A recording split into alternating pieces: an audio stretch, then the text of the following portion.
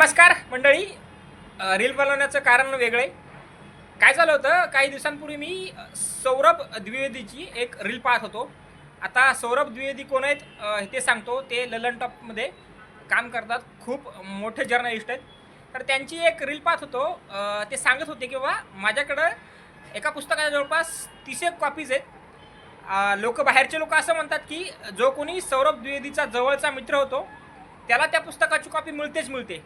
म्हणजे काय की ते सांगत होते की हे पुस्तक एकदम अद्भुत आहे, खूपच सुंदर आहे, प्रत्येकाने ते वाचायला पाहिजे. तर सौरभ द्विवेदीची ही रील पाहून मलाही वाटलं यार की त्या पुस्तकामध्ये नेमकं काय. तर ते पुस्तक लगेच मी ऑर्डर केलं आहे आणि हे पुस्तक बघा आलेलं आहे. हे बघा एवढा मोठा ठोकळा आहे. या पुस्तकाचं नाव आहे कई चांद थे सरे आसमा आणि लिहिलेलं आहे शमसुर रहमान फारुकी यांनी. एकदम पहिल्याच पानात दिलेलं त्याने एक अद्भुत उपन्यास आहे म्हणून. आता उपन्यास म्हणजे मराठीमध्ये सांगायचं झालं तर कादंबरी. जवळपास 750 पानांची कादंबरी आहे. ऑर्डर केलं होतं, आत्ता नेमकंच आलं आहे आणि त्याचा व्हिडिओ करतो आहे. आता याचा पुढचा व्हिडिओ असेल या पुस्तकामध्ये नेमकं काय आहे काय नाही. तर फक्त ही अपडेट अशी होती की पुस्तक आलं आहे, लवकरच त्याची रीडिंग जे आहे ते चालू करतो आहे.